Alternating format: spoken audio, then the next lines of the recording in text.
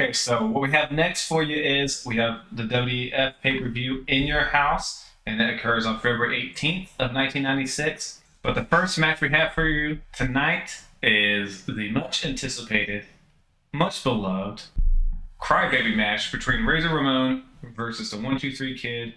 And the 1-2-3 Kid comes out with Ted DiBiase, of course. And as the 1-2-3 Kid makes his entrance, he comes out with a baby stroller, with a Razor Ramon bear. Yeah, with the Razor Ramon teddy bear.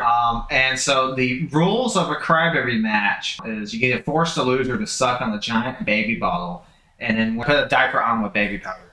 Doesn't that sound awesome? And they mentioned it's the first ever Crybaby match, and I think it's the only one. I would have much preferred to have seen these two just go out a standard match. They just were not coming up with good concepts at this time. No. As we get into 96, we'll see that WWF is lagging behind WCW, and it's going to take a minute before they can catch up. At one point, DiBiase leaves the bottle on the ring apron, and 1-2-3 Kid grabs the baby powder, and then he tries to throw it in Razor's eyes, but Razor Ramon kicks the baby powder bottle out of 1-2-3 Kid's hands, and 1-2-3 Kid then gets the baby powder in his eyes instead. And then Razor Ramon hits the Razor's Edge on 1-2-3 Kid. He goes for the pin, but then he lets go of the pin after 2. So after Razor Ramon lets 1-2-3 Kid back up, he says, you know what, you're going to eat another Razor's Edge, and then he gets the win. But yeah, that's the end of the match, and then after the match, Razor proceeds to... He pours milk into Kid's mouth, and then he picks up his legs to go ahead and put a diaper on him. He puts a diaper on. It's like an old-fashioned diapers with a clothespin and everything. They had just turned 1-2-3 Kid heel, so you think they would want to... Well, and then 1-2-3 Kid is out for a while, and then he wakes up and realizes he's in a diaper, and he throws a tantrum like a baby. Yeah, which I did think that was fun. I think a kick out of that. That's kind of like a... It's kind of like a precursor to like Christian's thing, but... And to me, this essentially killed any heel turn for 1-2-3 Kid. He's done comedy now. His comedy's done. Like, I'm not even sure how much longer he lasts. He does go to WCW here soon, but I don't know if that was in the cards at this time. So to me, you pretty much just killed 1-2-3 Kid. No one can take him seriously. You just saw this man put a diaper on. And he was just in a tag team with Sid called Sid and the Kid. Now Sid's gone. Who knows where Sid's at? He's playing softball. Yeah, he's playing softball. But yeah, so essentially, you can't rebuild someone who gets dressed like a baby. So that's it. But we did get to see Razor get his revenge on 1-2-3 Kid, which they've been building that up for a while. So it's nice to see. But again, I would have preferred a regular match. I 100% agree. All right, so that is the Crybaby match. Go check it out if you haven't seen it. It's not good, but it's worth seeing once. So the next match we get is the rematch from WrestleMania. The pre-show. Hunter Hearst Helmsley versus Duke the Dumpster Droese. Before the match, we do get a backstage interview with Duke Dumpster Droese. He shows off his new haircut, thanks to Triple H. He says it's time to take out the trash and it's time for payback. With Vince, with all of his characters, everything they had to say has to relate to their gimmick. So he has a lot of trash puns, and it's just like... Well, even in the vignettes for Duke, it would show him sleeping on top of a pile of trash because he's trash man, so of course he likes that. Heavy-handed. But Droese does hit his finisher, the trash compactor, but then he goes to get his trash can, brings it to the ring, and then Mike Chioda grabs the trash can, and then while that's happening, Triple H grabs the lid and hits Droese with it, and then gets the win. I mean, that's right, Carl. There's nothing in Duke at this point, so it's all about Triple H. Not much to this match. We got to get Triple H a win. For the next match, a backstage interview with Yokozuna, the recently turned face Yokozuna. Yokozuna says it's the first time he has something to say, and says for nearly 3 years, he stood in the shadows while Cornette hogged the spotlight. He says they won gold because of him, and he gave Cornette all the gold, while Cornette got all the money and the credit. And then he tells Bulldog he's at the wrong place at the wrong time, and he's going to take Camp Cornette and burn it to the ground. I like face Yokozuna. I like face Yokozuna. The only problem is he doesn't last long because obviously it's hell. You know, the crowd was really in the Yokozuna. That's what I'm saying. So this had legs, but it didn't work out in the end. But the next match we have is the British Bulldog with Jim Cornette versus Yokozuna. To start the match, these two go after each other immediately. There's no slow pace here. Well, yeah. It's fast for Yokozuna. Yeah, that's for Yokozuna. But at one point, Yokozuna goes for his bonsai drop. But Cornette distracts Yokozuna, which allows Bulldog to then get the advantage of Cornette, I think, physically pulls Bulldog away, too. At least at one point. To escape the bonsai drop. And then at one point, Cornette goes to hit Yokozuna in the back with his tennis racket, which of course is not going to have any effect on a man like Yokozuna. But it does mean that it's a DQ. As Yokozuna goes to chase after Cornette, after that, Vader comes out and attacks Yokozuna. Yeah. So your winner is Yokozuna by disqualification. But what happens after that is Camp Cornette, Vader, Bulldog come in and they get handcuffs and they handcuff Yokozuna to the ropes and then proceed to beat the brakes off of him. Yokozuna tries to get out of it, but every time he gets up, they beat him back down. And officials come out to try to separate them in, and they said they want to go after Yokozuna one more time, and they beat him up. Vader gets so into the beatdown, he takes off his mask to beat down Yokozuna several times. What I think happened is something broke on his mask, and it kept coming off. That's what I think. He kept putting it on, and he kept taking it off because it wasn't like connecting. But this was a good way to get heat on Camp Cornette to kind of continue the Yokozuna thing, because Yokozuna really shouldn't be winning just yet. You want to kind of build that up a little bit. So Base has to overcome adversity, and fighting off Camp Cornette will definitely do that. Yeah, so again, while it didn't work out in the end, I do think they are doing a good job getting to where they thought it could have gone. And clearly they're setting up a Yokozuna Vader match, and that does sound interesting. Yes, it does. And our next match is Owen Hart versus Shawn Michaels. If you're asking why Owen Hart wasn't out with them earlier, it's because he was waiting for his match with Shawn Michaels. And again, this is Shawn Michaels put his #1 contendership on the line. So Owen Hart was really focused. There was a spot before where they cut backstage to, you know how they do like people on the internet talking to ARL? It's Gold Dust, and he is caressing the dude that is typing for him. So we gotta show it. Is hilarious. It's funny. Okay, but yeah, then we get to this Shawn Michaels backstage interview. He says it's the biggest match of his life, and if he doesn't win, then his dream is dead. But he is going to be with the Clique tonight, and he's going to go to WrestleMania guaranteed. His Clique. Every time he mentions the Clique, just roll your eyes, man. That's awful. Yeah. Anyways, we'll get to the match. Shawn Michaels comes out dancing on the in-your-house roof thing they got on the stage. You all know what I'm talking about. I'll show you the picture. But he's dancing on it. Owen comes out to the ring, and he asks for high fives from the crowd, but no one wants to high five Owen Hart. I wouldn't high five him. But then Shawn Michaels at one point then goes out of the ring, and then he gets high fives from the fans, but not Owen Hart. Owen Hart lands a nice belly to belly on Shawn Michaels. He always hits a nice belly to belly, but on Shawn Michaels he gets some twerk into it. You really got to listen to Vince's commentary during his match too, because he is really making it clear that he wants Shawn to be the guy. Like it's a nice slurp fest. Remember, because the issue with Shawn Michaels started because of Owen Hart's enziguri. Yeah. And so the match is building up to, Shawn better not let Owen Hart hit the enziguri. He could get hurt again. So eventually Owen Hart does hit it, and it's a big shock. Oh no, it's the same move that injured Shawn Michaels. But Shawn Michaels rolls out of the ring, so he does not get pinned for this. But Owen Hart does roll him back into the ring, gets a 2 count. But later on, Owen Hart goes for the enziguri again, but Shawn ducks it this time, and then Shawn Michaels hits Owen Hart with the sweet chin music for the win. And then, like, after the match, Shawn does this thing where he dances with a little girl. Like, they did this for a few weeks. I think it said they were trying to build Shawn guys like, oh, he's a family guy. Vince is desperately wanting to make Shawn a huge family-friendly favorite. Yeah, I mean, and honestly, it seems to be working. It might irritate me, but it does seem to be working, so I can't blame Vince. Big thing, the boyhood dream continues. We'll see if he can beat Bret Hart at WrestleMania. Yeah. If Bret Hart wins tonight. We'll see. But for the next match, we do have an interview with Roddy Piper. Remember, he is the interim president. Piper says he takes his job seriously and he can't be bought. He says he doesn't think Michael Jackson is innocent and he isn't afraid of the boogeyman. The Michael Jackson thing was really random. But yeah, so I guess that must have been like the trial, I guess, was around this time. But still, it's like, I wouldn't have thrown that comment in there. But of course, they were more raunchier during this time. With Piper, that could have been totally ad-lib. You say something like that now, you'll get fired. Just ask Abraham Washington's Kobe Bryant comment. Piper says that he's happy to announce for WrestleMania that Shawn Michaels will be in the title match against Diesel or Bret Hart.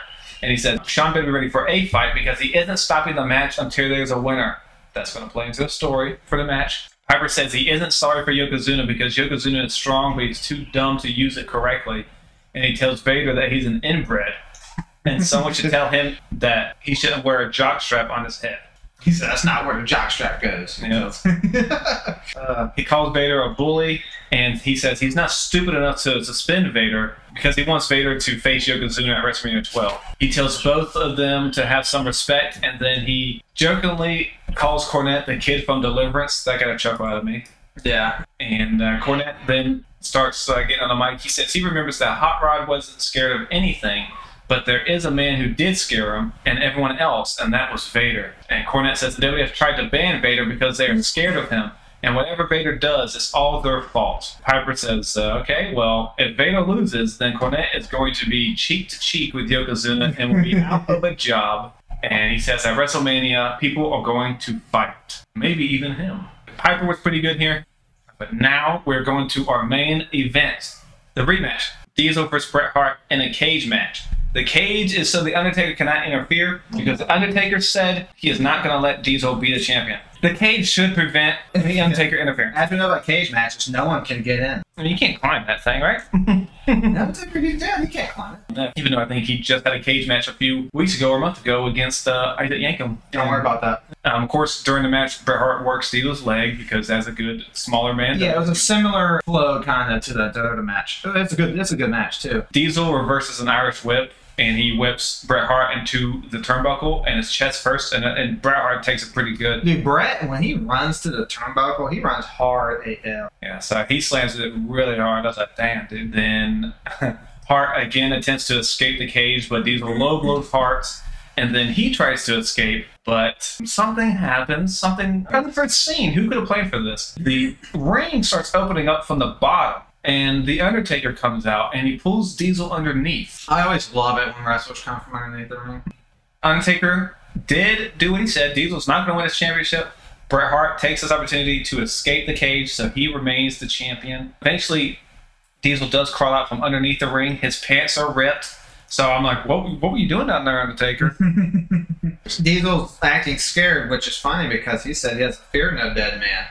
So I thought it was interesting how, he was selling it that he was so confident, but it turns out he actually is a little afraid of The Undertaker. Well, Jake, I think we all understand where he's coming from. He got dragged down under a ring, and something happened down there, and his clothes are torn. Yeah, no, I understand. Undertaker also crawls out from underneath the ring, and he points at Diesel, and the lights go out, and Diesel appears spooked. Overall, both pay-per-views this month weren't that. Yeah. Overall, it's like you get a Crybaby match, which is awful. Duke Droese versus Hunter Hearst Helmsley. Who cares? Yokozuna the British Bulldog, that in a DQ, but it did that there was storyline development, so I'm not going to write that one off. Shawn Michaels, Owen Hart, you know what you're getting with those two, good, solid. And then the main event was good. You got that memorable moment with The Undertaker coming out. I want to say that's probably the first time he did that, but I'm not 100%. So of the two pay-per-views, which one do you think's better? In Your House. I would go In Your House just because the Lochner thing really turned me off. Like, the main event was Giant Hogan, and Hogan's absolute dumb. He's absolute crap right now. So while they can't win, apparently a Monday night show for us, they can win some pay-per-views. But the next week, we'll go to the next head-to-head. February 19th, 1996. We'll start off with Nitro. And Pepe's wearing a nice winter outfit. Very nice. The first match is a rematch of last week. It is Arn Anderson with Woman versus Hulk Hogan. If you recall, the week before, Arn Anderson actually pinned Hogan. It may not have been clean, but it is what it is. Yeah, I honestly, I was very surprised. I had never known Arn Anderson had pinned Hogan. This, again, not a pro-Hogan crowd. Can't blame him. Hulk Hogan at one point grabs a Hulk Hogan scarf from a fan and chokes Arn Anderson with it. The ref sees it, and I guess it's not a DQ. What constitutes a weapon or not, man? Come on, he's choking him with it. But, sometimes what happened is, during matches, some wrestlers get choked with a camera wire, and that's not a DQ. Yeah, I just want to know what's defined as a weapon. Is that not a weapon? Yeah. But while this is happening, a loud Hogan sucks chant breaks out. So you're beginning to see that Hulk Hogan can't really continue doing this type of character. That might have been me saying that. Might have been me too. I think around this point, WCW is starting maybe to realize that Hulk Hogan, if they're going to be able to utilize Hulk Hogan the way they want to, it ain't going to be in this way. There's, how we talk about parallels of them doing stuff at the same time. This also happens this week because Hogan attacks Arn before he can take his jacket off, and that also happens on Raw with their first match. But at one point, Arn Anderson goes to the DDT, but doesn't really get it. Hulk Hogan starts his usual Hulk Hogan routine. He knocks Arn Anderson down and does a figure four, which again, his figure four is dog shit. Awful. It's up there with like Shawn Michaels bad. Probably worse than Shawn. At one point, Kevin Sullivan tries to come out, but Macho Man stops him from entering the ring. The ref ruled that Arn Anderson is the winner due to Macho Man coming out, but he did not hit Hogan or Arn Anderson, so I don't know why he was a DQ. Yeah, I don't get it. Also on commentary, Bischoff talks about Vader being on Baywatch, and then he mentions the argument Vader had with Paul Orndorff, I think the fight that they had. Yeah, he's not happy with Vader. But yeah, a weird DQ. I really don't understand why the DQ was there. It was basically just to give Arn another win over Hogan so they can brag about it. But the announcer said, like, the ref didn't see the Taskmaster and just saw Randy Savage, so that's why disqualification. But again, Savage didn't do anything to Hulk Hogan or Arn. She just showed up. That's a quick whistle, ref. Yeah, quick whistle. Real premature. So we'll go to Raw, and we have an interesting development before the first match. We have the usual rundown of the matches for the show, and then Vince asks, what about the Ultimate Warrior? That's the first mention we've had of him in a while. It looks like he's going to be coming back here soon, and then leave soon. But the first match we have is Razor Ramon versus Goldust with Marlena for the Intercontinental title. Marlena blows her smoke in Razor's face, and then Razor does what he does. He flicks his toothpick at her. Yeah, and then he slaps the cigar out of her hand. Real machismo. Yeah, nice. Razor is pissed, of course, so he goes after Goldust immediately before he can even get out of his road, as you were saying earlier. I'm also glad that Goldust switched his attire up. But the most impressive spot in the match is Razor hits his fallaway slam on Goldust, and he throws him over the top rope. It looks pretty beautiful. And he's like, Razor's like leaning back as he does it, and he almost goes over too, so it's really impressive. Yeah. I liked it. And it looked like Goldust fell hard, so I can see why that Goldust would want to not take part in the match anymore. Yep, so after that move, Goldust leaves and gets counted out. So Razor Ramon wins by count out, so that means he's not going to be the champion because you don't win it that way. And then after the match, Razor gets on the mic and tells Goldust he doesn't want his belt, he wants his ass. When I heard that, I was like, Goldust might like to hear that, so you might want to rephrase that. Goldust would be all too willing to oblige that request. Phrasing that, really. Razor then moves on. He says he's hearing about a return of the Great One. The legend from Glory Days is back. People thought he might be talking about Warrior, but he's talking about Piper. And he says that Piper has 6 kids, and that makes him the hot rod. Piper's like him. He's from the streets, different neighborhoods, but the same streets. He said he doesn't want his kids watching this kind of stuff. I'm talking about Goldust on TV. And he tells Piper the only thing he's missing is making a match. And he wants Goldust anywhere, anytime. Again, Goldust would be willing to oblige that request. Then Razor says to Goldust that everybody knows he wants Razor and that he thinks Razor is hot, and he is right. He is right. Razor is hot. I love the way Razor says it. Like, and you're right. You think I'm hot? Well, you're right. I love how he tells Razor, you want to play matchmaker? Then make me a match. And he wants a rematch with Goldust. And I thought this was a pretty good promo from Razor. Yeah, that's a good job. Unfortunately, you'll find out why I don't think we ever get this rematch. Unless it was like a house show. But this was a very good promo from Razor, I thought. I wonder if they were originally setting up Goldust versus Razor for Mania. After that, we see Undertaker walk out of a casket and head towards the ring. Then we go to the second match for Nitro that weekend. It's Alex Wright versus Loch Ness with Jimmy Hart. Loch Ness wins with his elbow drop. Quick match. Loch Ness has some disgusting teeth, I tell you. Yeah, dude, it's really off-putting, but yeah, I don't like it. And then after the match, he yells at the camera that he's ready for Hogan. And at this time, we know they didn't have a match in real life after this, but as a fan watching at this present time, I know you were hoping that this match would never happen. Like, we're doing Loch Ness versus Hogan. No one cared about that. So, quick second match for Nitro. And let's go ahead and do the third match for Nitro. It's another quick one. We have the Belfast Bruiser, which, if anyone doesn't know who that is, it is Fit Finlay, and he is going against Brad Armstrong.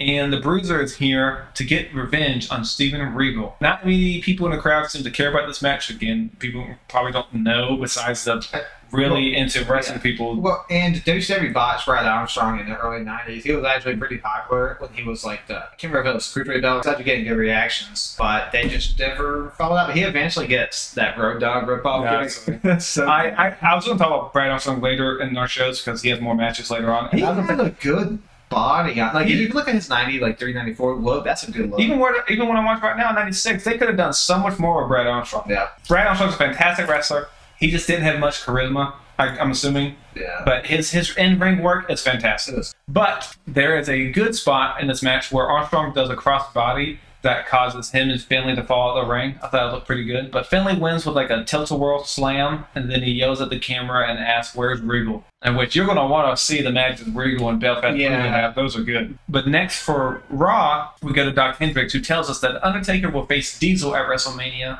And then he talks about the matches tonight, and Vader is seeing walking to the ring. He's not supposed to be here, folks. He's suspended. But Piper said he wasn't going to suspend him too. So right, who knows? And then on his way, he beats down Aldo Montoya and Barry Horowitz, who were in the ring. Yeah. So he just comes out to beat them up, and then we get another Sunny ad where she sings "Happy Birthday" to us, and she's dressed. She's copying like the Marilyn Monroe thing. Right? And then, of course, we yet again see Bob Backlund arguing with the fans. I'm guessing after the election, they're gonna just stop it. So the next match for Raw, we have Marty Jannetty versus the Ringmaster with Ted DiBiase. The Ringmaster is starting to grow his goatee, so now he's starting to look a little more like Stone Cold. His head is shaved now. People always complain about the Ringmaster being such a bad gimmick. It lasts maybe a few weeks. So short. So I don't know. I don't know why people act like this is so bad. They very quickly realized not to do that. During this commentary, Vince, I think this is the first time he mentions anything about Stone Cold. He said he is Stone Cold Heartless. Yeah, and he says, look at his stone cold eyes. The Ringmaster wins with the $1 Million Dream, so it looks like we're not pushing Marty Jannetty anymore, which is just fine and dandy with us. And we're pushing the Ringmaster.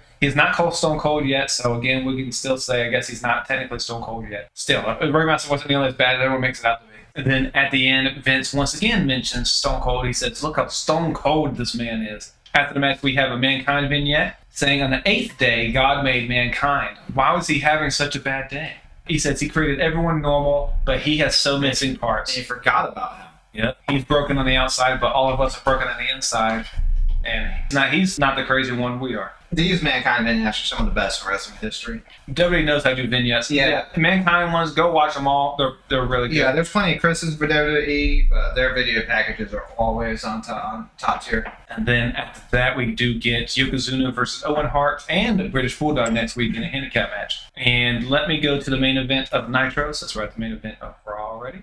The main event of Nitro is Macho Man versus Ric Flair, who comes out with a woman and Miss Elizabeth. And this is for the WCW Championship. Flair comes out taunting Savage. He has both women in both arms. Woman on my left, Elizabeth on my right. And he's singing. He's got the whole world in his hands. Great heel work from Flair. There's one moment in the match where Savage gets the figure 4 on Flair, and Flair grabs the ropes, and the ref kicks Flair's arm off. Yeah, what was he doing?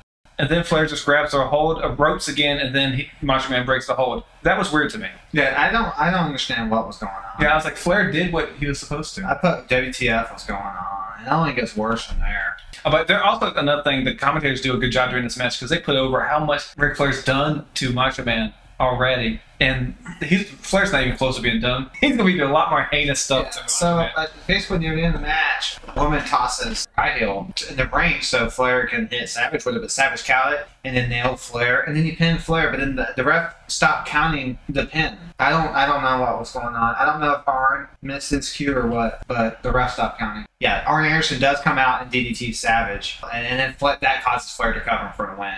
Yeah, this was a convoluted finish, but you finally had a WCW Championship match, not ended DQ. Yeah, so that was nice. It probably should have, but we got to bring all the characters out. Hulk Hogan, Taskmaster, Flair, Arn, they're all out. Taskmaster, Flair, and Arn beat on Hulk Hogan, but then we get the man, the myth, the legend, the Booty Man comes out. And he clears the ring and chases the heels away. Then Flair goes to the announce table and says Hogan went down for the 2nd time today, and he tells him to look at the new kids on the block. A very nice 90s reference there. And then Hulk Hogan then comes to the announce table as Flair and all them leave, and he says him, Savage, and the Booty Man would take the 3 of them down. Who decided that the name's for your Booty Man? And if you want to watch this back, Hulk Hogan's going to annoy the crap out of you because he repeats the name Booty Man, I don't know, 50 times. If you took a shot for each time he said it, you'd be dead. It was awful. This was terrible. Yeah, so we get the debut of the Booty Man, and we're supposed to take this man seriously. This is not introduced as a comedy gimmick. This is introduced as a top-of-the-card gimmick. Absolutely. And he's handling the top heels of the comedy. Horrendous. I told y'all we're going to have some dark times. Before we got to the good stuff, these are those dark times. And March gets even worse, and then we start looking up from there. But we got to get through it. Please, people, it does get better. But Savage does say he's going to get the title back. Savage's talking to Bischoff on the headset. He's right there in front of him. Bischoff says he wishes Macho Man was a champion, but he's not. And then Savage responds to Bischoff saying, I'll knock you out. But Nitro had been doing so well lately, but now it's really starting to take a turn. It introduced 2 terrible characters recently, the Booty Man and Loch Ness. Not really great looking stuff coming down the pike. But let's go to WWF, whose main event is The Undertaker with Paul Bearer versus Tatanka with Ted DiBiase. During the match, Diesel comes out with an axe and he drags the cameraman to the back with him after he goes to commercial. And then after commercial, we see that Diesel is destroying The Undertaker's casket with the axe. Throughout the match, they cut back to him continuing to destroy the casket. It takes a while for him to tear that down. That's some good sturdy wood. Yeah, they don't build them like they used to. Undertaker wins this match longer than it should have been, but he wins with a tombstone. They show the video of Diesel destroying the casket, and then Undertaker sees it, looks pissed, and heads towards the back. And then they do a billionaire tags segment. Just another one of them videos making fun of Hulk Hogan and Macho Man and Billionaire Ted. Watch them if you haven't seen them; they're pretty funny. Oh, they also announced that there's going to be a match between the Hulkster and the Macho Man, which they don't make good on. But Raw ends. We go back to seeing Undertaker, he and Paul Bearer. They go back to the destroyed casket. And Paul Bearer says, Diesel will pay for this. And that is how we end this episode of Raw. Not a great effort from both shows. Really tough to pick a winner between both of these, to be honest. I have Raw winning just because they did not have the Booty Man. Yeah, I thought the Macho Man and Ric Flair match was pretty decent, actually. But with the Booty Man thing, just like Loch Ness, really took the wind out of my sails and really left me with a bad taste in my mouth. So I would pick Raw because I really like the Razor Ramon promo and the Mankind vignette and the building towards Undertaker and Diesel. And for Nitro, we really get most of the story development was between Hulk Hogan and the Horsemen and Savage Man is now in that storyline, so now I have zero care for that storyline. WWF will take the win, small margin, but let's move on. The rating, oh yes, rating please, was Raw won 3.1 to 2.9. But we'll go to the final head-to-head for February, and it's February 26, 1996. And we'll start with Nitro, and the first match is Big Bubba versus Sting. During the match, Bischoff runs down the World Whining Federation card for the night. Crowd is into Sting. This is a standard Sting match. I do like, I mentioned before, that Bubba I like the way he does his work punches. They look pretty effective. And also, I'll show it, Bart Simpson's in the crowd. I have a picture of that. They catched up. Yep, Bart Simpson's here. But Sting wins with a diving crossbody. Good win for Sting. He's still growing his hair out. He's getting more brown, not that bleach blonde anymore. We're definitely starting to get more of the crow more and more. First match for Raw tonight is Isaac Yankem versus Jake the Snake Roberts. And at one point, this is really weird. King starts talking about his teeth, and then he smiles at the camera, and then we hear like the cartoon shining teeth effect. Oh, yeah. That was weird. You know, they're like, bing! That was that backstage segment. He was out on commentary and it did this. I swear. This must be a taped episode. Yeah, oh, for sure. And both men at this point try to go for a DDT because that's both of their finishers. Yankem doesn't get it, but Jake the Snake does. So Jake the Snake does win this match. So after that match, we do get an Ultimate Warrior promo airs with kids asking Piper to please bring back the Ultimate Warrior. But next match for Nitro is we have Lex Luger with Jimmy Hart versus the Renegade. And if you don't remember, Jimmy Hart used to be the manager of the Renegade until he turned on Hogan, and then, remember, he wiped Renegade's face paint off, so he's not Renegade anymore, he's just plain Rick. So, for the match, we do have Mean Gene on the ramp with Sting and Lex Luger. Before we even get started, the Legion of Doom come out, and they tell Sting that he has been a brother to them, and they call Luger a cheap shot. They ask Sting where his head is at. He gets that question all the time. How many times he get asked by Hogan, Gene, anyone where his head's at? Because they're all baffled like we are. Like, dude, you make some questionable decisions. Luger tells the Legion of Doom they will wrestle them any place and anywhere in any kind of match. The LOD said they won a Chicago street fight. Animal telling Luger that Luger isn't from the streets of Chicago. And Luger says, I know Chicago. Sting says, Luger, you're from the white-collar part of Chicago. Yeah. And the Road Warriors are from the streets. Luger says they're not afraid of them because they are the champs. And Hawk always has a way of words. He tells Luger that he reminds him of a washing machine because he agitates them. It's Hawk for you. Luger looks scared, but he says they are ready. And then as the segment ends, another part that made me laugh was you could hear Luger ask Gene, what is a Chicago street fight? And then Sting's face, he plays it perfectly too, because Sting is shocked, saying, how do you not know what a Chicago street fight is? He tells Luger to go flex his pecs in the mirror and think about it. I bet Luger does his best thinking looking in the mirror. I bet. I would. I liked this segment. I thought Luger was hilarious. Luger's great. Ryman J and I love Luger at this point. Anytime Luger is this airhead, just narcissist character, Love it. And he has a very good during his entrance. One thing I asked is, like, did they, because Renegade hasn't been on TV for a minute, did they put Renegade back on because they knew WWE was going to start talking about the Ultimate Warrior again? That's what I kind of wonder. But if that was the case, this match probably would have been a squash if this wasn't a squash match.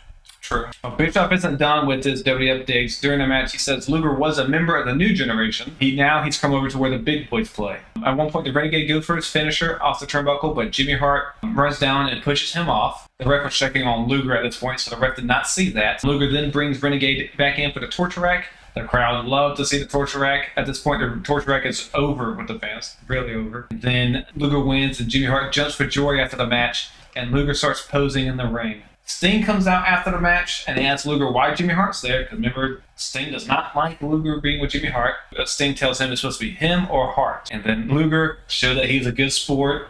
When in front of Sting, he wants to make sure he looks good. So he raises Renegade's hand to show Sting that he's a good sport. And then Stinger yells at Luger, asking him what is going on with him. Luger saying, I don't know why Jimmy Hart came down. I don't know. And Sting playing like he's getting tired of dealing with Luger doing this, and he calls him pathetic as they walk back to the entranceway and leave. So it looks like Sting's starting to get a little fed up with this. Luger, are you going to be a bad guy or not?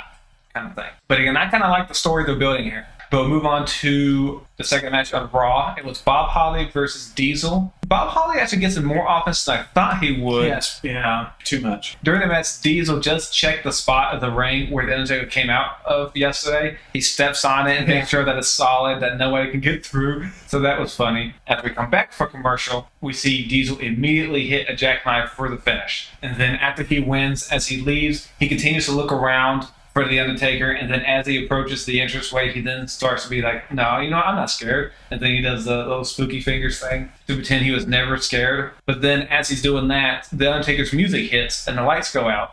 And the Undertaker then appears in the ring. Diesel charges after the Undertaker in the ring, and then the lights go out again, and the Undertaker disappears. And all we see is Diesel in the ring alone. And then we hit the music one more time, and then a video shows up on the video wall with the Undertaker telling Diesel that he is the master of the mind games and he will see Diesel on the dark side. So again, I did think 3 times was a bit much, but it did what it has to do. Because third time you're like, holy shit, we're doing this again? So let's go to the third match for Nitro, and it is Harlem Heat versus the Road Warriors. And this match was set up because, remember, the Road Warriors attacked Harlem Heat during their tag team title match at SuperBrawl, costing them their tag team title shot. And the Bischoff does say the winner of this match will be the #1 contender for the tag team titles. So it's no surprise that the Road Warriors do win this match, but interesting way is they cheat to win. You don't normally see them cheat. They cheat, and I rewatched this match twice. I don't think Hawk was the legal man. I don't know if that was planned or if they just like forgot the tag trigger. But so commentary, they mentioned that Booty Man was Zodiac and he was undercover, so they just quickly just wrapped that. So how they sell that the Booty Man, because remember the Booty Man was Zodiac in Dungeon of Doom. What it is that Hogan was a genius all along. He told his friend Brutus Beefcake to go into Dungeon of Doom as a Zodiac and be a spy for him essentially. Which, if you look back throughout the Zodiac's whole time there, doesn't really make sense because there's a clear point in time when he's going after Hogan. But I'm sure that was all just planned by those two because he's such a smart man. I really hate it when Hogan is retconned to be this genius. Yeah. Yeah, I didn't like it, well, one, because the Booty Man sucks. Facts. Which, talking about it back, the stuff with Zodiac and the Giant does make more sense now. We thought it came out of nowhere, so they did try to start it a little bit, but it still doesn't make sense. But the third match for Raw is Shinobi, who does Al Snow, right? Al Snow, who was just recently Avatar and who is also Leif Cassie, so he's doing 3 gimmicks. Yeah. So Shinobi versus Ahmed Johnson. During this match, we have Goldust on the phone. He does an ode to President Piper. He asks Piper what hot rod means and what is under his skirt. And he says all of his temper tantrums turn him on. He asks Roddy Piper when can he play with his bagpipes. He said he looks forward to that with so much lust, and he tells Piper he would never forget the name Goldust. This is like the best Goldust time because he really gets really explicit with some of his stuff, so he really goes there. And Ahmed Johnson wins the squash match with the Pearl River Plunge. Yeah, nothing notable about this match. No, but we're getting Ahmed Johnson over. He is over with the crowd. He gets over quickly with the crowd, which surprised me because he's had less than 10 matches on TV. But after this match, we do have another Mankind vignette. He's talking to a rat, asking the rat if he can understand him. Mankind says he is suffering and he is in agony, and it's time for him to relieve that pain, which would be better for him, but not so enjoyable for all of you. This one's one of those famous lines there. Yeah. He tells his mommy to leave the light on, and he's coming home. This was another banger of a vignette. This one, I'm sure, if you watch any Mankind video of like a retrospective of his career, they always play that "not so enjoyable for you" line. Yeah. We do have an in-ring interview with Shawn Michaels and Bret Hart. I love this whole thing. I love it because it's such bullshit. Shawn speaks first, and he says there's no one in the building that has more respect for Bret Hart than him. Whoa. Liar. Let's see how many times we can say that. He says Bret Hart may be the best of all time, but he can't believe that this is his time. And in 1996, he is not the best there is because that spot is owned by Shawn Michaels. Bret Hart then says that Shawn is one of the greatest wrestlers he has ever had the privilege of watching. He says his past 5 months as champion has been the hardest of his career, fighting the giants that he's fought, Diesel, Bulldog. He says he is excited to show Shawn that he is the best there is, best there was, best there ever will be, and it's Shawn's job to beat him, not his job to beat Shawn. I do like that because it's true. He tells Shawn he's in for the biggest dogfight of his life. Shawn then says he's had his fair share of battles lately, and he's lost one. Against the 55 Marines. I'm sorry, you said it was 67. The newest report was 69. Shawn says he is as good as he ever has been. Hart then says, that's fine. I'm the Energizer Bunny. He said he can keep going and going and going. I was like, Roddy Piper does come out. He takes the mic from Vince. He says, as his job as a president is to represent the people and make sure they get a fair shake at WrestleMania 12. And he says he doesn't like it when people boo Bret Hart because you don't boo a 3-time champion. And he even heard that Bret Hart beat a guy named Roddy Piper. He said, I don't know about that, though. I wasn't there. But it's just funny that Roddy Piper's acting like he wasn't there for his match with Bret Hart. Yeah. And that was, I think, 1994. I think. So, like, only 2 years ago. And then he goes on saying, you don't boo a guy like Shawn Michaels either. And he says, there will be a winner for the match. And they talk about conditioning. Well, then how about at WrestleMania, since you both are such great athletes, you get a 60-minute Ironman match. And then he tells Bret Hart and Shawn Michaels to shake hands because after their match, they won't like each other after their match. And boy, was he right about that. That was 100% right. And then we go to the main event of Nitro. We have Ric Flair with Woman and Miss Elizabeth and the Taskmaster and Arn Anderson versus Hulk Hogan, Macho Man, and the Booty Man. During this match, Diamond Doll's coming out. She's seen walking down the ramp with flowers. She is coming because she is smitten with the Booty Man. Yeah, and then Bischoff or somebody mentioned in a commentary that there is a rift between her and Johnny B. Bad, and that's because Johnny B. Bad is leaving the WCW to go to WWF. Yep. And if anyone wonders, like, why is he leaving? One, he's getting a payday with Vince, and two, he, if you missed our other episodes where we mentioned this, he objected to the storyline with Diamond Doll because apparently he considers that a form of cheating, maybe? I don't know, because he's a super religious man, and he was married to Sable at this time. That's his life, his deal, whatever, but that's what happened. But during this match, we're continuing to play off that the Booty Man was a spy. So dumb. The crowd does not care about Booty Man at all. Nah. Savage and Flair, whenever they're in the ring together, they go at it, because again, there's a heated feud they got going on right now, and it gets even hotter. Booty Man gets a lot of time in this match. He's just absolutely decimating all of them. Yeah, he gets so much time because they actually tried to make this work. This gimmick was DOA from the beginning. But we'll get to the end of this. Hogan hits the leg drop on Arn to win the match. Flair kicks Hogan to the turnbuckle where Miss Elizabeth handcuffs Hogan, and Flair starts whipping Hogan with the belt. And the show ends with people trying to get handcuffs off of Hogan. It is a terrible match, and it's not even the worst one these two groups have. Another down Nitro. Really, the only thing I cared about was Luger. Yeah. To be honest. Oh, and Road Warriors and Harlem Heat. That's fine. I like them too, but they didn't get much time there. But let's go back to Raw's main event. It is Yokozuna versus Owen Hart in the British Bulldog handicap match. And they do an ad for the WWF Superstar line, and just to show you how hokey it is, the question of the day is, are Roddy Piper and Goldust an item? As you imagine, during the match, Yokozuna starts off well, but then the numbers game kind of catches up to him. And where we have a commercial break, and then afterwards, Vader comes down to the ring as Yokozuna is starting to take control of the match. Vader gets into the ring after Yokozuna hits a double clothesline on Owen and Bulldog. And then Vader clotheslines Yokozuna off his feet. And then the three men start beating down on Yokozuna until Ahmed Johnson and Jake the Snake come out to aid Yokozuna. Vader wants a piece of Yokozuna, but Jake the Snake then brings out Revelations, and the heels leave because they don't want to get bit by the snake. So that is the main event there. Then we get another Larry Fling video with the Huckster and Nacho Man there, and they're insulting each other for being old and bald. and all that. Just go ahead and watch them. I'm not going to explain to you all that what happens in the commercial, but they're funny. Must not film these way ahead of time because they do mention Hulk Hogan and Macho Man being taken out by a woman's shoe. They do mention that, so that's quite current. And Hulkster ends the video with hitting everyone with a chair. Yeah, like Hogan's been doing the past 2 weeks on Nitro. So with Raw as well, both shows I think ended poorly. The team set up there for Raw of Yokozuna, Jake the Snake, and Ahmed seems really random. I'm still gonna pick Raw because the stuff with the Booty Man is just so bad. I want to pick Raw too. I'm just saying I think that it's still random that they teamed up. Yeah, it's random. Because fairly recently, Yokozuna and Ahmed were beefing. I like the Mankind vignette, of course. Even though they're both lying through their teeth, I did like the Shawn Michaels and Bret Hart promos. The wrestling on this show wasn't great, but I think a lot of stories were good. The wrestling on Nitro, I think, was better, but the whole main event story right now, I hate it. Yeah. So that's really going to put a bad taste in your mouth and make you not look forward to watching the show. The main thing from Nitro I cared about was Lex Luger. I thought he was fantastic. But again, it ends with, let's say it's the Booty Man. Let's just it's so bad. It just takes away from everything. When you combine the Booty Man with the stench of 95-96 pre-NWO Hulk Hogan, you get a bad combination. I'm in general agreement, WWF again, but what did the people say? It was Nitro 3.2 to 3.1. So very close, very close. Good ratings for both, though. Yeah. There it is. Thank you for watching.